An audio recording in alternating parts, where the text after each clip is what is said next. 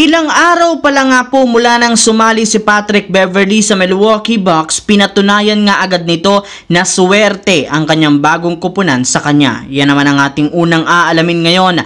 Nasasabayan ko na rin ang balitang hindi nga daw hawig kay Kobe Bryant ang kanyang bagong statwa ayon sa ilang mga fans. Pag-uusapan na rin natin ngayon ang balitang kinumpirma ni D'Angelo Russell ang pagsali sa Lakers ni Spencer Dinwiddie at ang maging mensahe dito ni LeBron James. Kaya mga idol, tara!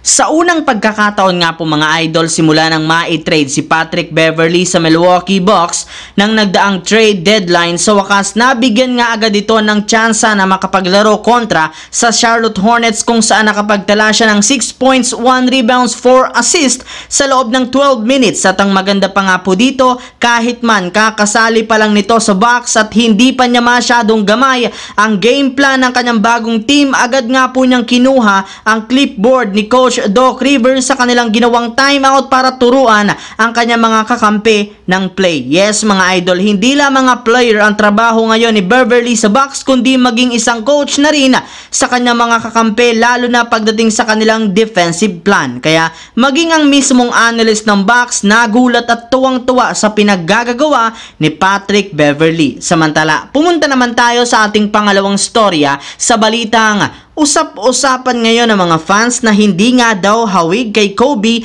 ang kanyang bagong statwa. Isang araw lamang ang nakakalipas mula nang ipakita sa publiko ang una sa tatlong statwa ni Kobe Bryant. Inilagay na nga ito ngayong araw sa labas ng home court ng arena ng Lakers. At ngayon nga po mga idol na mas madami nang nakakakita ng personal sa statwa ni Kobe, nakakatanggap na rin naman nga ito ng sari-saring pambabatikos, katulad na lamang ng sinasabi ngayon ng ilang mga fans na hindi nga daw hawig kay Kobe Bryant ang mukha ng kanyang statwa. Mas may hawig pa nga daw sa ibang mga players ang naglalaro sa NBA. Pero kahit anuman nga pong klaseng pambabatikos sa statwa ni Kobe Bryant, isa pa rin naman iyong simbolo ng kanyang legacy sa NBA, especially sa Los Angeles Lakers. Habang dumiretso naman tayo sa ating huling storya mga idol dito sa ating bagong video, sa balitang kinumpirma nga daw ni D'Angelo Russell ang pagsali sa Lakers ni Spencer Dinwiddie at ang mensahe ni LeBron James.